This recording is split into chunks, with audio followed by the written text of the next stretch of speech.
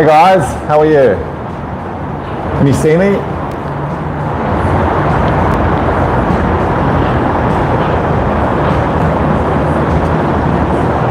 So I want to welcome you all to this episode of The Peaceful Path. Today's episode is a very valuable one, but I'll just wait to confirm that you're all here first before I continue. So just feel free to let me know if you can see me at any point. Oh, there you go. Hey TM, how are you?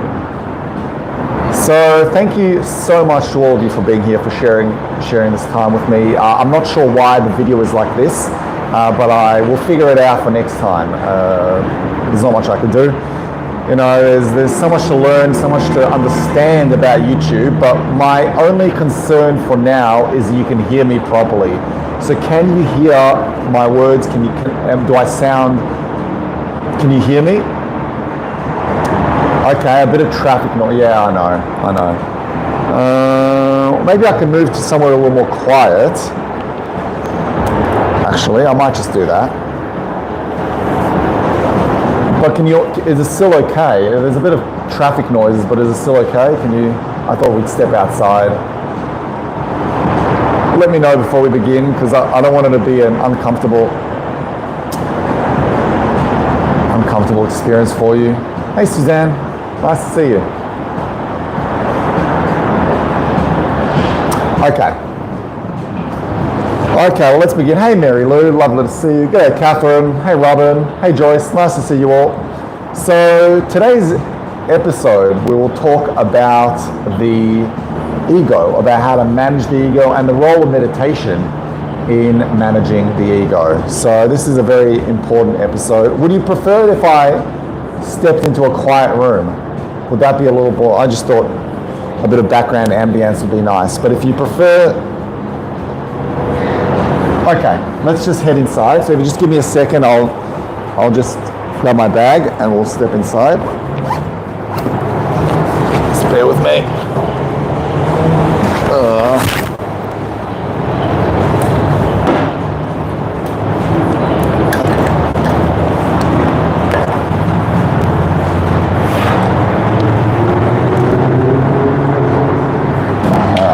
Sorry guys, didn't know. 1 second.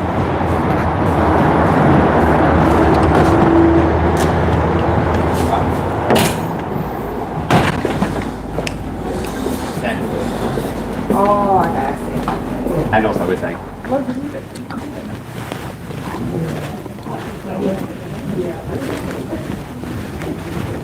Yeah, one of those.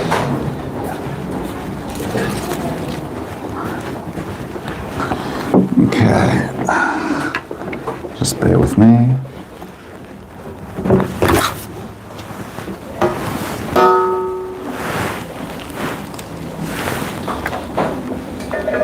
Okay, oops, sorry guys. There we go. Oh, what? Oh, oops, sorry. So, there we go. Okay. Okay, give me 1 second.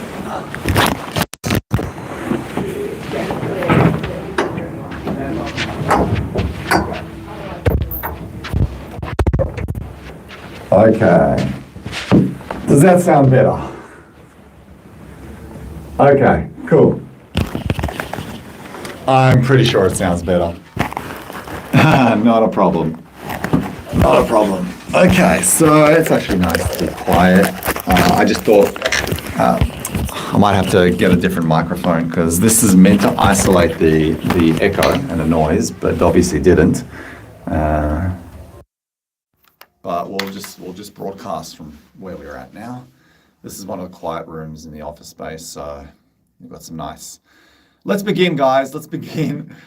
So yeah, welcome to this episode in which we talk about managing the ego and using meditation to bring more equanimity and a greater understanding of oneself. So I have taken notes. So I'll be looking through my notes, but overall, this is a topic that can be looked at from different perspectives, and the ego itself is a word that has been used in many contexts and must be approached with a lot of nuance, which means there's a lot of gray, and there are many different ways to look at the ego. You see, when it comes to psychology, right? In the world of psychology, the ego comes from Sigmund Freud. He coined the word ego, and it's more about it's one of the three components that represent our personality, right? So it's considered the rational side of our personality, and it's responsible for like reality checks and regulating our moral standards. Okay, so that is basically the ego in the psychological sense: self-awareness, identity, and the practical aspects of daily living and functioning. Then there's the spiritual context of the ego, right? So psychological, then there's the spiritual, which is what we focus on as meditation practitioners. And that is in many ways used, oftentimes the ego is used in a negative sense, right? When you say to someone, if you were to say about someone that they have an ego, in most cases, that doesn't necessarily mean a good thing, right? It usually just means that they are self-centered and overconfident and all that sort of stuff. So usually in a spiritual sense, which is more centered around the world of meditation and mindfulness, the ego basically is seen as the sense of self-importance and the identity that separates us from the universe. And it means that we place more importance on our own needs than anything. And we see ourselves, in many cases, it may even be a little bit delusional, but we see ourselves in a certain light, regardless.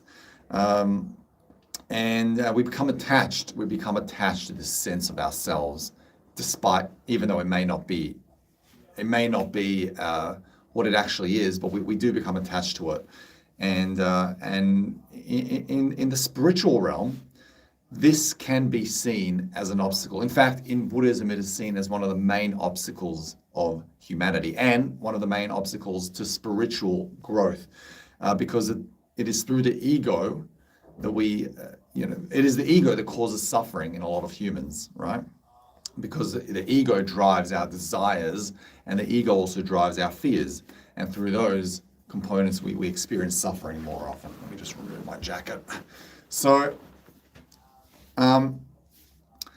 that's very important for me to distinguish the two, because I wanted to just present the two different faces of the ego, the two different sides of the ego. There's the psychological side of it, and then there's the spiritual side. Now, the ego can be good and it can be bad, just like anything, right? I think a lot of people talk about eliminating the ego, eliminating this sense of having an ego. And I can see the appeal behind it, but we do need to have an ego. An ego is a very necessary part of us because the ego helps us understand ourselves a lot better. So there's a healthy ego, and then there's an inflated or super ego that can sometimes make us lose control.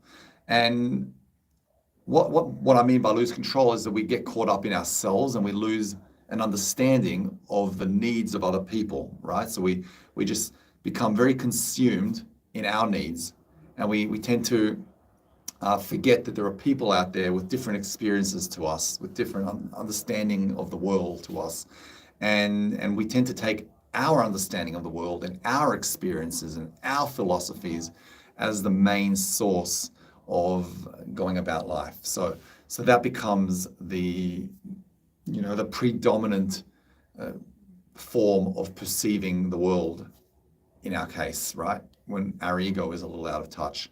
So, and that can affect how we interact with other people. It can affect our lives in many different ways. So first, it's just important to recognize that. And so we're not trying to eradicate the ego, right? I don't think it's important. I think we need an ego because we just need, again, from a psychological perspective, we need that sense of self. We need to understand ourselves and feel comfortable with ourselves. But we also do not want to get to a point where we can only understand ourselves and we don't understand others. And that's where meditation comes into the picture. I think meditation brilliantly helps us navigate through this conundrum, through this incredibly uncomfortable, displaced predicament that we're in which we want to have a healthy ego, but at the same time, we also want to feel compassion for other people and want to also experience the world from outside of us. So, the ego can play a role in our lives in a variety of different ways. Okay, it can affect our relationships for the better and the worse. It can affect our decision making and our personal growth. So it really does come down to finding the sweet spot of how we handle the ego. And the peaceful path is about integrating meditation into a variety of philosophies and aspects of life and approaches. And we bring out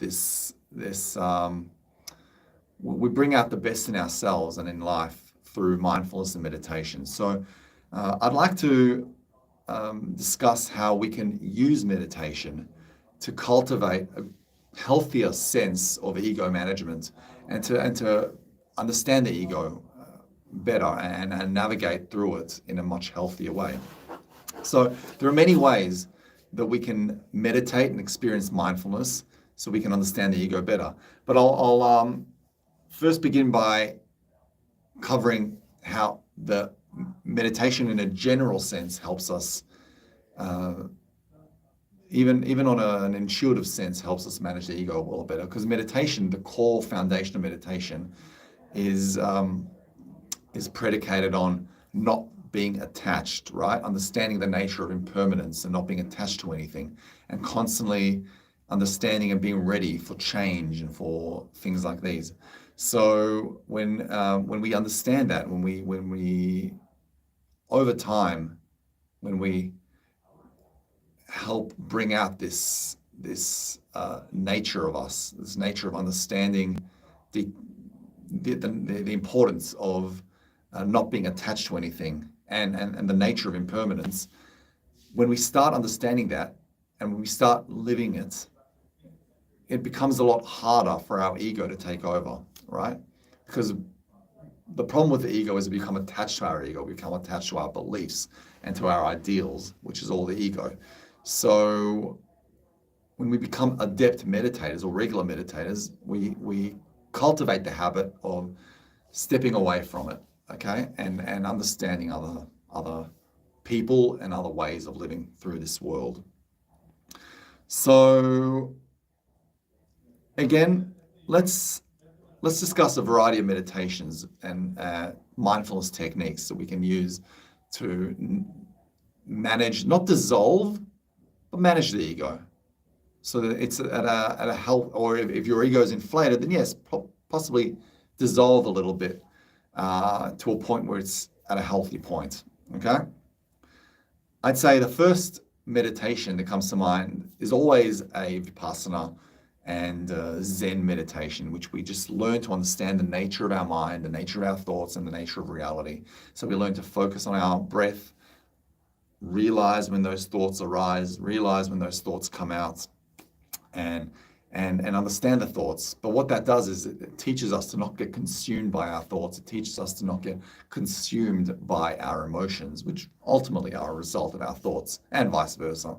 So that gives us a lot of balance, and it gives us a lot of equanimity and a lot of control. And it helps us understand the world beyond us. So I'd say Vipassana and Zen meditations and even Anapanasati are very important ways, fundamental approaches to learning how to navigate the ego. I was thinking a lot about this, and I was trying to brainstorm meditations that can just help us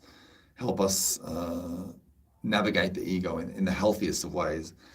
And the obvious meditation to me was a metta loving kindness meditation, because ultimately loving kindness meditations force us to understand the world, to understand reality, to understand other people beyond ourselves, And I think that when it comes to just abdicating this whole sense of being consumed by our own thoughts, by our own self-identity, by our own self-importance, meditation to me is so important.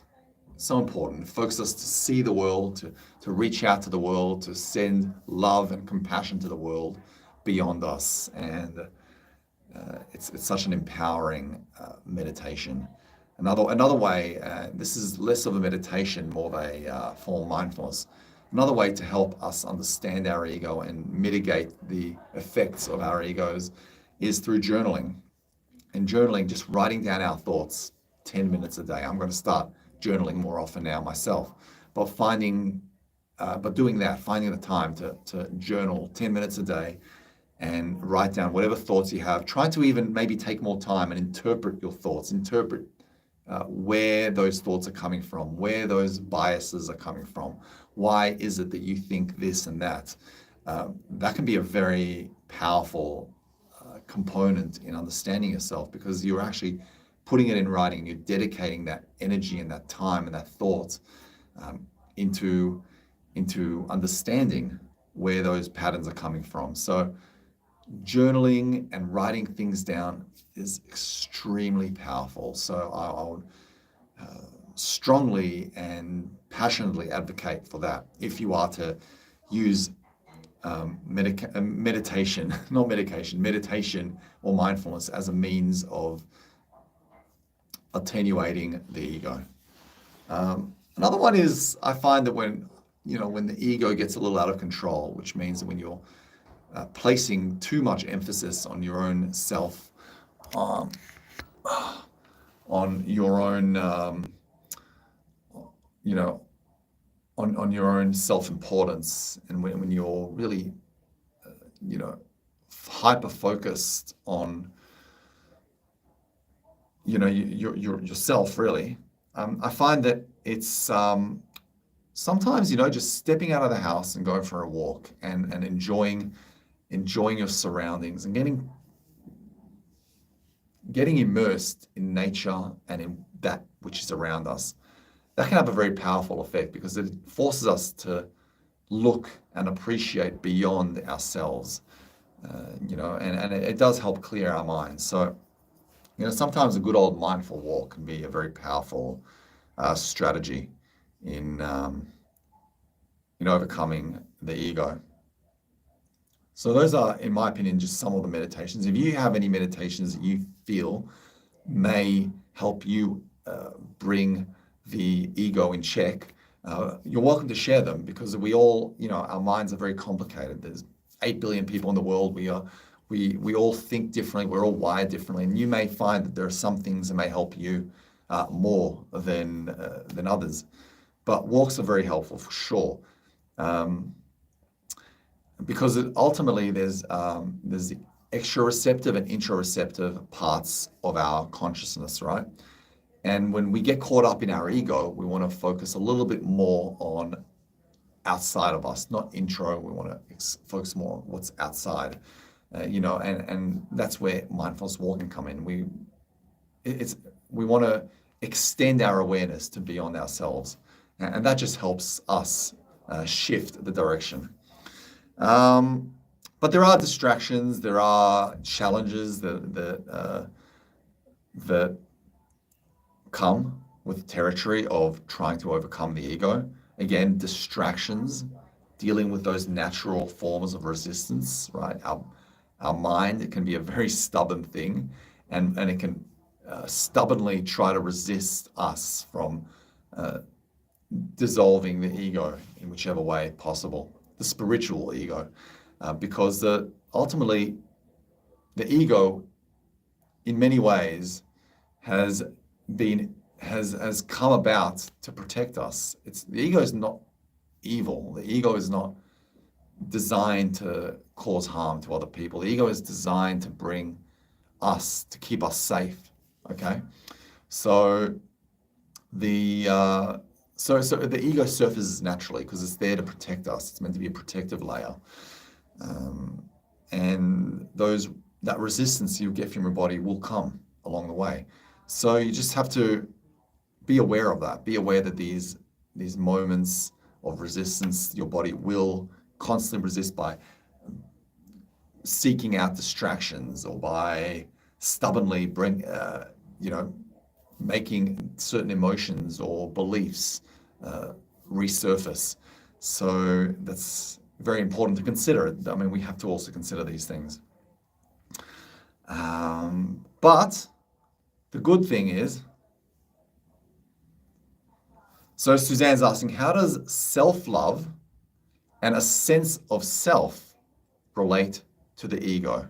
It's a great question. So self-love, well, let's first break it down.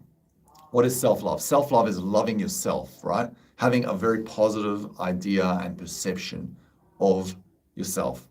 And a sense of self is basically just you understanding where you are, right? So there's a difference. Self-love is how you perceive yourself. A sense of self is how you understand your nature. Okay, those are the two differences between the two. But how do they relate to the ego? Well, they are part of the ego, right? And you know, just like with anything, as I was saying to you before, the ego is a double-edged sword. It has a good side and it has a bad side to it. It is a very nuanced thing. But self-love can, if practiced correctly, can have a very, very, very positive effect on the ego. And it can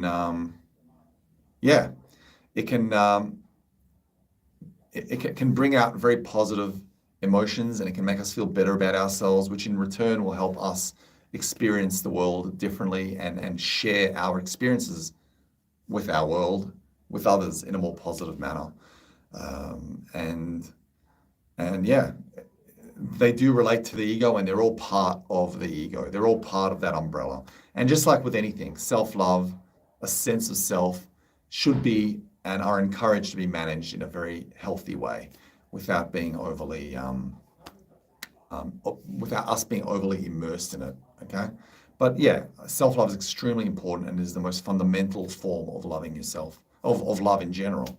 And then you transition from that into loving other people, which is why it is incorporated in the metta meditation. So we experience self-love in metta, and then we send that love off to other people.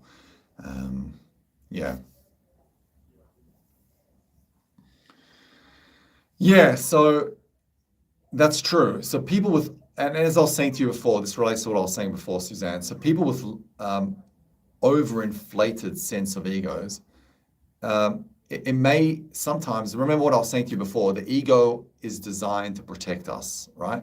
So we may falsely believe that we need to bring out that ego in us. We need to be egotistical in that sense, or self-centered, because that we, or egocentric, because we on a subconscious level at least, people with inflated egos will not admit it, but because we want to protect ourselves. You believe that the ego will protect you, because when you put on this show, when you really do embrace and hyperinflate the ego, you may come across to others like you're confident and that you will not be messed with and that you can defend yourself. But really all you're doing is you're blocking yourself from letting other people into your life. You're blocking yourself from having other people love you. Ultimately, people with a low self-esteem will resort to the ego, because people with low self-esteem are afraid of what is coming to them. They're afraid of dealing with uncomfortable situations. They're afraid of welcoming new people into their lives. So they use the ego, they use this hyperinflated ego to defend themselves from letting other people into their lives, from being exposed to pain and to hurt. So that's a very true statement, without a doubt. Exactly, Fatima. So the ego is on a spectrum, right? You can have a very healthy ego, which is in the middle of the spectrum, and a very healthy self-esteem. But then the higher the ego goes, once it goes past that threshold, once it goes past this sort of like middle of the spectrum, it starts becoming unhealthy, right? It starts becoming overinflated. And then in many cases, the reason it goes to that higher end of the spectrum is because that we are now summoning the ego as a result of our low self-esteem. And again, it all comes down to the ego just being there to protect us, because we use the ego as a shield. The ego is used as a shield. It's like you're a tortoise, and the ego is your shell, and you can have the shell on you and interact with the world around you. You can eat, you can interact with other tortoises and with other species, but then you hide in that shell. Again, the shell being the ego, you hide in it. You don't let anything in, but you're also not giving anything back. And it's there to protect you, but it also inhibits you from feeding off other people and from living a very healthy life and from, interacting and growing. So is boasting and bragging part of the ego? 100%. Boasting and bragging is part of the ego, because remember, the ego is a hyperinflated sense of self. So you're basically overly invested in yourself. You're overly obsessed with yourself. And boasting and bragging is the insecure side of that, right? So you're obsessed with yourself, and you believe that your experience in your world, in this world of yours, that your everything that you are experiencing is basically the foregone conclusion, is the way to live the world, and it is your obligation to pass that on to other people. So boasting and bragging is your way of just trying to, firstly, it's self-esteem, and it's also self-defense, right? You're trying to defend yourself by coming across as a certain type of person. But again, it does emanate from having from a hyperinflated ego, without a doubt. And yeah, do you guys have any questions? It's very interesting. I find that this topic about the ego is extremely, it's eye-opening. The more we understand our own ego, the more we understand the nature of the ego, the more we can attend to it. If you have a problem and you don't even know you have a problem, you don't even know where to look. But if we can just acknowledge that in most cases, people need to check in on their egos. Most people need to have a look in the mirror and understand their egos a lot better, and apply their understanding of their egos in practical manners, like through meditating and through journaling and whatnot. If we can do that more often, then we can, again, attenuate the ego and bring out more of ourselves, give more of ourselves to other people, okay? And not take things personally, not think that the entire world is centered around you. So if someone says something to you that you may not like, or if someone does something that may not be in line with how you view the world, you're not going to take offense to it. You're not going to attack them. You're not going to act in a way that is defensive. You're going to accept that whatever they say to you, whatever they may express to you, is not a manifestation of you. It doesn't reflect on you. It is merely an interpretation of their world experience. So whatever they say is coming out of them and is being expressed by their worldviews, and it is in no way a representation of you. People with hyperinflated egos think that the whole world is centered around them, so they'll take that other person's word as though it is about them, because everything about the world is related to them. So it's important to, when you do eventually, and when you do dissolve your ego a little bit more or shrink your ego, you become a little bit more understanding of the fact that not everything has to do with you. Not everything is you, and you can just step away and not take things personally.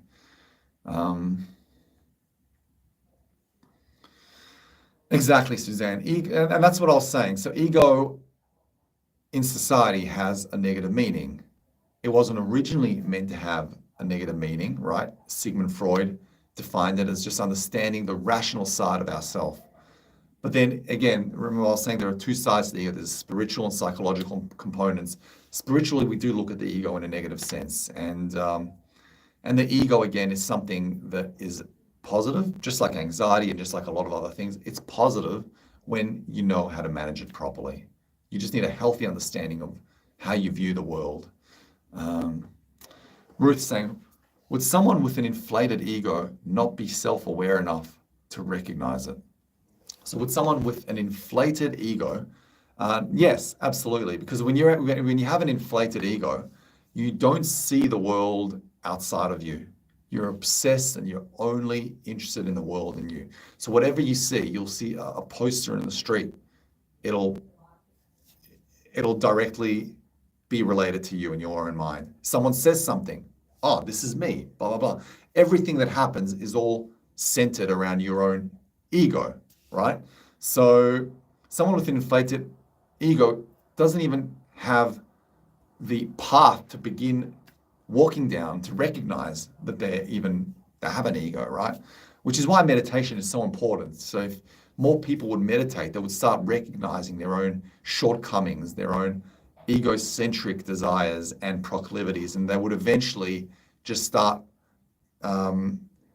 noticing those patterns and noticing that there is a slight imbalance in their ego. So in most cases, people would not be self-aware enough which is quite interesting, isn't it? It's ironic and paradoxical that people with an ego are so obsessed or so centered around themselves, yet they don't have the self-awareness to recognize that they are being like that. So there is a paradox there as well, which is quite interesting. Fatima saying, could you please speak about the self in comparison with the ego? Okay, so the self is you, understanding your nature, understanding how you operate, understanding the patterns that you may be associated with in life, okay? The ego is the value that you place on the self, okay? And again, we're talking strictly about the spiritual context of the ego. We're not talking about the psychological context. So again, the self is how you see yourself, how you understand your desires, your interests, the ways in which you navigate your relationships and your passions and whatnot. The self is understanding you in general. The ego is the importance that we place upon the self. It's the world view that we have. So you can have a very strong sense of self, yet a very healthy understanding of the world, and constantly just understand yourself, and in many ways also draw from the world and vice versa. But if you have an ego, whereas with the ego, the understanding comes from the ego, right? It's like that's where you draw the world and the understanding and everything from the ego. So they are a little bit different, but in general, they connect and they interlink in that way as well. I hope that makes sense. It's a fascinating topic, and ultimately, I think that just like with anything, right? Just like with anything, the ego is again a very important part of us, but it's a part that, as we meditate regularly, we learn to cut it down a little bit more. Everything that we do in life, is fueled by our egos. Everything that you do, because ultimately, everything that you're trying to do, you're doing it to better your own needs. You're doing it to further your own growth. So again, it all goes back to the ego. It all goes back to focus, to extracting from the world whatever it is to enhance your own experience. Whether you may like to admit it or not, everything from our world is a direct consequence of our ego. So the more honestly we approach this and the quicker we acknowledge this, the better it'll be for us. And the more we focus on trying to control our ego and in many ways even shrink our ego, the more selfless our life experiences will be. We'll give more to our communities. And this is another way to also help manifest a healthy ego. Volunteer to help people around you, giving back to your community, giving back to the people that you love, volunteering your time to make the world a better place. It's a great way to also bring out the best of your ego and also attenuate your ego, without a doubt. Yeah, so the ego is a mechanism of self-defense. It is a very innate part of us that we use because, again, the only thing we can, at the very least, ostensibly rely on is our world, how we navigate our world, how we see our world. We can rely on that because we can't really go about our lives navigating through the worlds of others. We can only do it through navigating through our world. And that's the ego. Okay, so and that keeps us safe. That keeps us knowing that we're heading in the right direction. It means that we know what's coming next. And it's what has held us as a species alive and what's kept us existing for so long. The fact that we always look out for ourselves, we always care about ourselves, we put ourselves first. So I'm just going to drink some water. My throat's getting dry.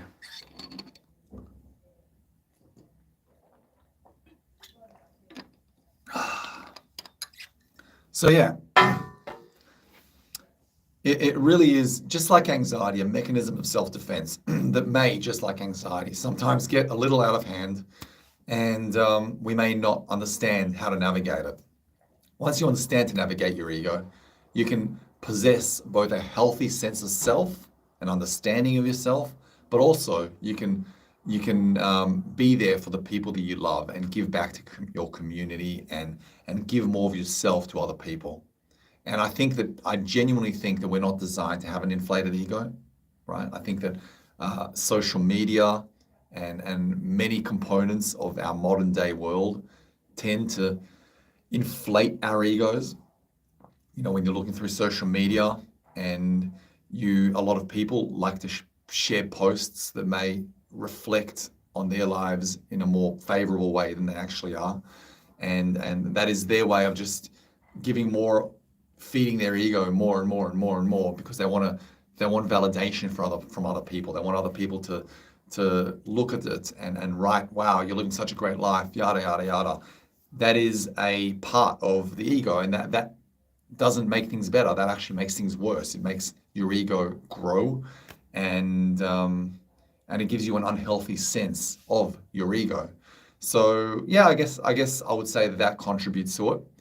But the antidote to that would unequivocally be meditation, would unequivocally be mindfulness, journaling, spending more time interacting with the world outside of you, volunteering at an animal shelter, volunteering to help the homeless, volunteering to help people in your life and give to people.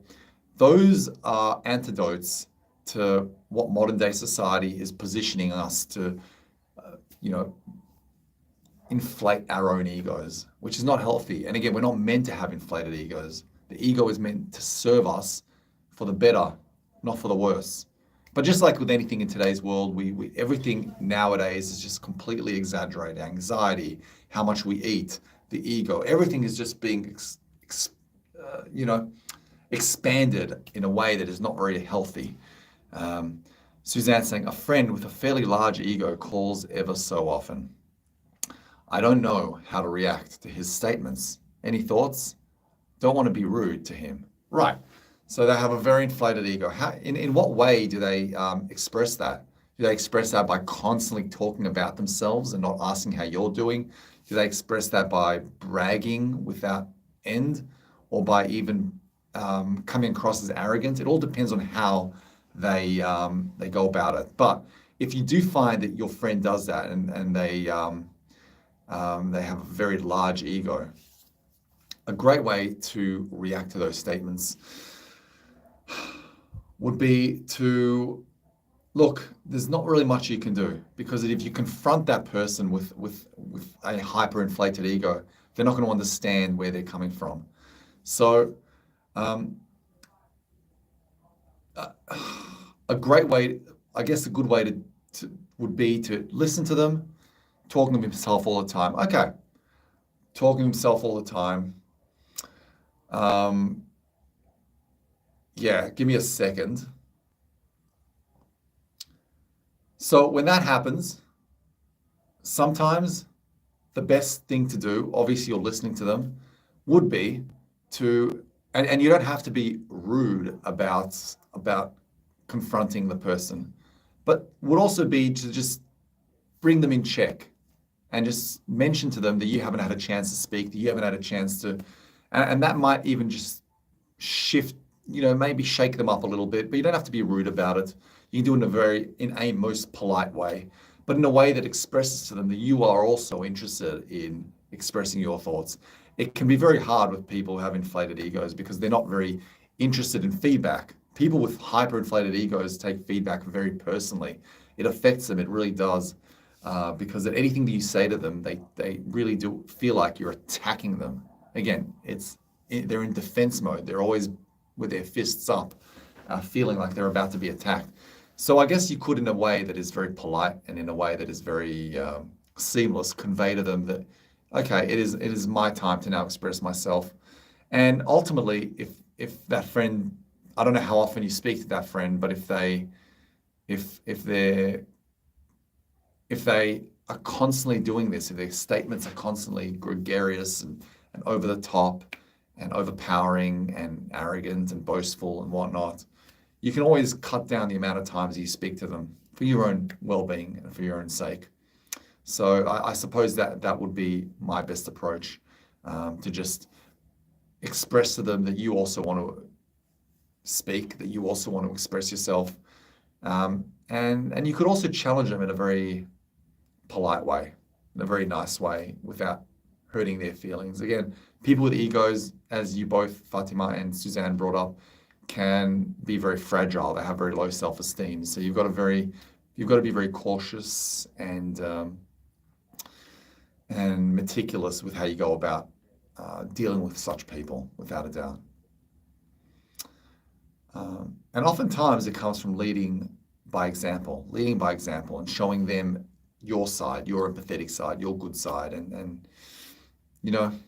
people adopt ideas, philosophies, and ways of life at different paces in life. And sometimes it can be a little disheartening when you are understanding things at a faster pace than your peers.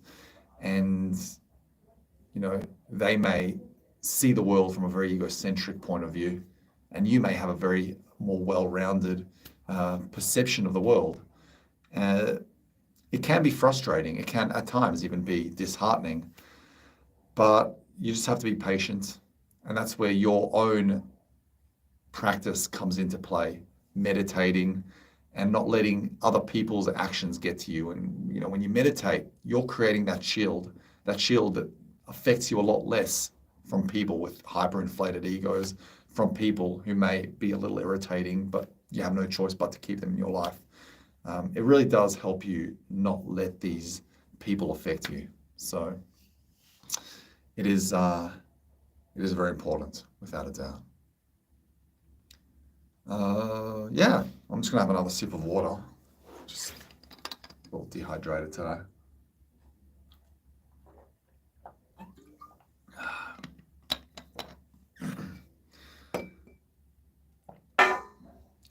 So Suzanne's saying, when I tire of listening to him, I tell him that there is someone at my door. Gotta go. Yeah, absolutely. That's a good way to go about it. Telling there's someone at your door. And again, you should also, in a way, sometimes there are ways in which you can hold people accountable without necessarily being confrontational. And that does take skill, and it does take patience. And I wouldn't do it unless you're fully equipped to do it. But just to let them know that, it's also your time to talk. It's your time to share your life experiences.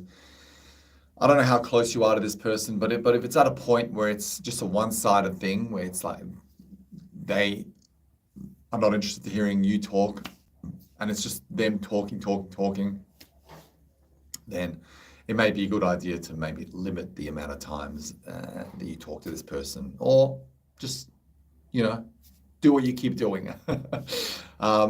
Ultimately, yeah, do what you're doing. Yeah, and that's what it is, Cheryl. And honestly, Suzanne, that is, you know, it may not be the advice that many people can relate to, but when you do meditate often, when you do meditate an hour a day, and I know this may sound excessive to a lot of people, but when you meditate for the first 30 minutes of your morning, people like that don't really affect you. It doesn't affect you at all. Nothing affects you for the rest of your day. I was watching an interview with a CEO of a company from India, and he was saying that he practices Vipassana every morning for 30 minutes. And he says, and I can fully 100% parrot his words, when you meditate for the first 30 minutes of your day, there is nothing in the world that can penetrate this aura, this shield that you've now created. It's incredible, but it has to be for the first 30 minutes of your day. And you'll find that it's incredibly powerful. Unfortunately, though, and that is a reality of life, Suzanne, we cannot control the actions of other people. We cannot control the thoughts of other people. We can only control how we react to these people. And we can only hope that these people will eventually see the world differently and open their minds to feedback and to understanding themselves better. Because again, remember, the most ironic thing about people with hyperinflated egos is that they don't understand themselves as well as they would like to. So yeah, but kudos to you for approaching it the way that you do. Cynthia saying, good advice, Alex. Thank you for taking the time. Oh, thank you, Cynthia. I appreciate that. And thank you for taking the time to listen. I appreciate that. Thank you, Suzanne. I appreciate your questions. As always, you always have the most amazing questions, and it's always a pleasure to answer them. So thank you so much to all of you for being here, for taking part in this talk. I enjoy the Peaceful Path talks, and if there are any topics you would like me to talk about moving forward, by all means, send them through. You can just mention them in the chat, and I'll check it out later. But send the topics through, and we'll discuss them, and we'll have these conversations more often. I really enjoy them. Thank you so much for your time, for your questions, for your love, and for your interest. And we'll chat soon. Lots of love to you guys. See ya.